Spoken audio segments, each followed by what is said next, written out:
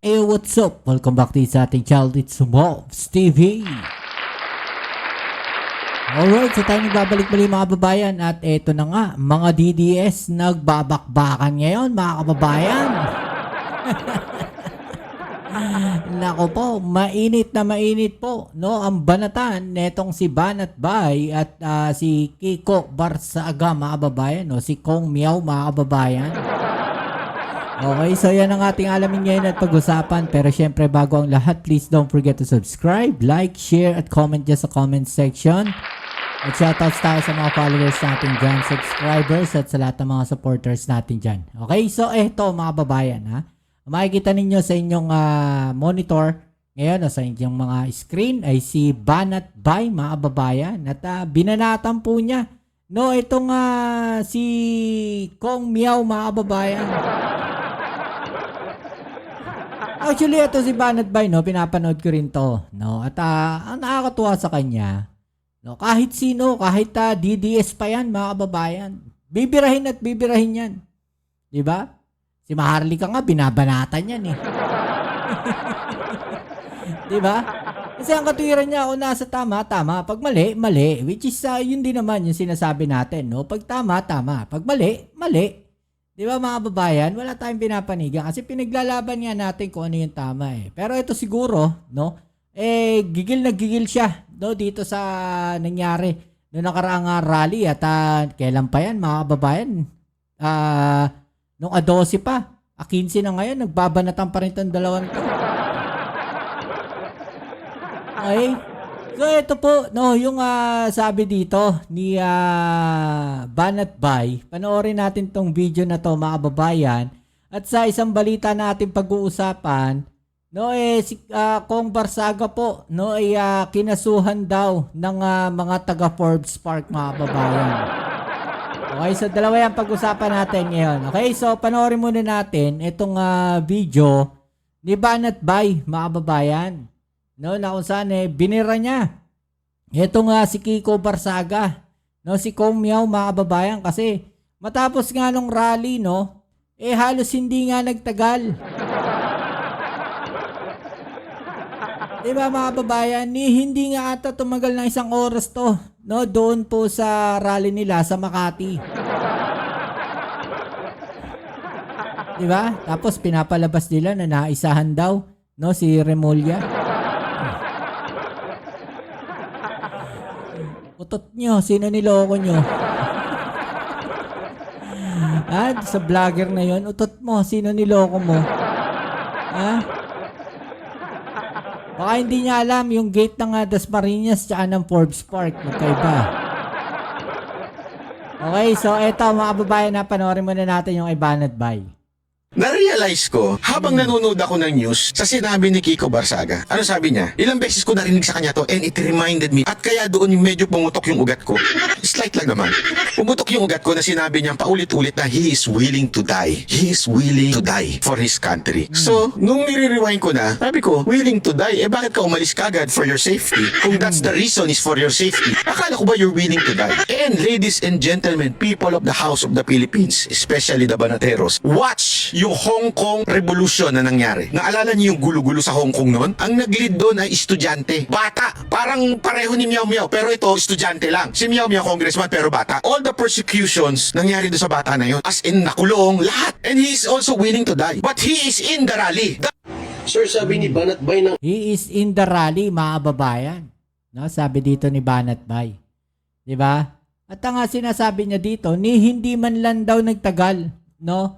Si Kiko Barsaga. Kaya siguro medyo busit tong si Banat Bay doon sa mga pictures niya. Kasi nga nilayasan no, yung mga DDS. Imagine mo, nagtawag ka ng rally. 'Di ba? Nagtawag ka ng rally, tapos ikaw yung biglang aalis. Ito pinaglaruan dito si Kiko Barsaga mga kababayan. Panoorin nyo. He is in the rally. Sir, sabi ni Banat Bay nang iwan ka daw doon sa rally sa Forbes. I wasn't there. I couldn't participate. Ano daw reason ba't iniwan mo sila sa ere? We were very busy last night. Natakot ka lang daw kaya nagmamadali ka umuwi I was just playing games on my computer. Sa susunod daw na rally, dalhin mo na yung computer mo, tapos doon ka na daw maglaro. Yeah. Loko-loko rin talaga mga Pilipino. Ang galing din gumawa no? Ng mga ganitong klaseng memes mga video, di ba? So pinaglaruan si Kong Miao dito. Iniwan, Kiko, iniwan mga DDS na luhaan sa people's power. Ito pa yung isang banatan nila mga kababayan, no? Ito 18 hours ago, no? Banat Bay 2.0. Sabi dito ni Banat Bay, Kiko Barsaga, no? Bago ka magkomento, sana pinanood mo ang buong video ko. Hindi ka naman siguro, gullible sa mga sulsulero at sulsulera. I said this as sentiments of the people who was there sa rally. They were expecting you to lead, so do I. I don't just watch a clip so you would understand more of the context. This is a constructive criticism sa'yo. Kung mature ka, you will take it. But if you are not, para mo na rin kinonfirm ang accusation sa'yo ng mga tao na hindi ko pinaniniwalaan. So, ano nga ba yung accusation sa kanya, mga babayan? No, na may saltik? Sa Barsaga? By the way, na-disappoint lang naman sa'yo, mga tao, kasi narinig nila interview mo na umuwi ka at nag-video games ka lang. Kaya ka na late sa hearing nyo. Sa'yo nang galing yan at yan ang kinalulungkot ng tao, mga nagpunta sa rally. Sana makinig ka. Which is true naman talaga Diba? Yan yung sinasabi natin, no? Mga kababayan, yan yung sinasabi natin na siya yung nag-aya ng rally, no? Ang lakas ng loob niya. Mag-rally tayo sa Forbes Park. No? Pagdating doon, oo, dumating siya pero hindi man lang siya nagtagal. Tapos kinabukasan, na-late siya sa Congress, sa hearing niya, no? Tapos ang katwiran niya, busy siya dahil nag-play lang siya ng computer games o video games. Diba mga babayan? O ito, sagot sa kanya ni Kiko Barsaga, response to a statement made by political blogger Banat Bay. Nakalimutan mo ba na may hearing at session rin ako sa Kongreso? Hindi ako full-time vlogger katulad mo. Kayo na lang mag-rally dyan sa susunod kung gusto nyo hanggang madaling araw. Tama ba yan? Diba? Yan ba yung dapat marinig ng mga supporters mo? Kaya kayo, no, yung mga sumusuporta dito kaya Kiko Barsaga, siguro naman ngayon natauhan na kayo. Ginawa lang kayong kengkoy neto. No? Parang ginawa lang kayong laruan ni Kiko Barsaga dito. Imagine ninyo yun, naglaan kayo ng oras ninyo. No? Pero tapos para sa kanya, parang baliwala lang yun. Sa ganito mga klaseng statement, mga babayan. Diba? Ang pangit pakinggan. Ang pangit sa feeling. No, na kayo, pumunta ron, naglaan ng oras, pagod, hirap, gutom, mga babayan, pera. Kasi syempre, bibili kayong pagkain, panggasolina ninyo. Diba? Tapos, eto lang yung maririnig ninyo kay Kiko Barsaga. No? Dahil lang sa criticism ni Banat Bay, ganito yung sagot niya, parang hindi niya matanggap na nakikriticize siya ng isang DDS vlogger, no, solid DDS vlogger, no, itong si Banat Bay, 'di ba? Kinu-question lang naman bakit ganun, no? Yung kanyang ginawa na hindi man lang siya nagtagal doon. Alam niyo do sa mga supporters nito, kung talagang seryoso, no, etong si Kiko Barsaga sa kanyang ginagawa, magtatagal to doon. Kasi kung sasabihin niya na baliwala, sige, baliwala yan. No, yung hearing na yan, mas importante, mapatalsik natin kung sino yung dapat patalsikin. No, yung sinisigaw nila. Di ba? Pero hindi ganun yung kinalabasan Pagdating sa interview, no, busy lang daw siya dahil sa video games.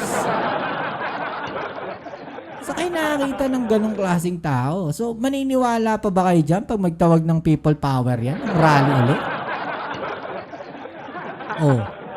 Kayo na lang daw mag-rally sa susunod kung gusto nyo hanggang madaling araw daw. Eto, mga babayan, Kong Barsaga kinasuhan daw ng patong-patong na kaso ng mga taga Forbes Park. Usap-usapan ng Facebook post ni Cavite 4th District Representative Kiko Barsaga, no, sa tungkol sa umano'y kasong isinampa laban sa kanya ng mga residente ng Forbes Park, Makati. Kong Barsaga kinasuhan ng mga residente ng Forbes Park. Malamang, 'di ba? Sabi nga ng pulis private property 'yun. Sigurado ba kayo na lahat ng sumama dyan doon lang pupunta sa bahay ni Saldico? Di ba? Sigurado ba kayo na yung bahay ni Martin Romualdez, yun lang ang pupuntahan na itong mga to? Baka mamaya may kasama kayo magnanakaw dyan. Di ba? Pasukin pa yung iba't ibang mga bahay dyan, nakawan. Yan yung sinasabi natin. No, na baka mamaya napasok din kayo ng iba't ibang mga organisasyon dyan, mga kababayan. Hindi nag-iisip kasi itong mga to.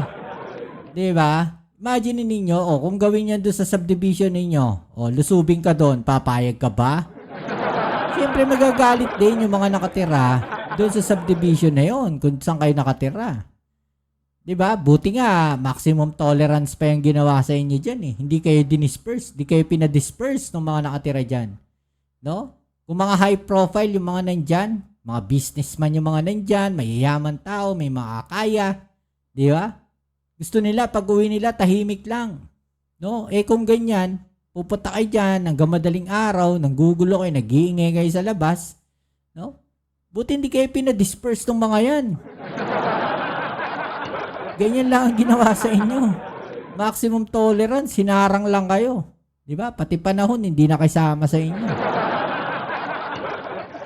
Mula. Okay, so yan muli. Maraming salamat sa lahat ng mga patuloy na kasuporta dito sa ating channel. Anong masasabi po ninyo dyan? Okay, comment na lang sa ibaba yung mga opinion na atin yung pag-usapan. Alright? So yan muli, maraming salamat sa lahat ng mga patuloy na kasuporta dito sa ating channel. Kita-kits po tayo sa ating next video upload. Dito muli ang Kuya Mobs sa Bobs TV. Peace. I'm out.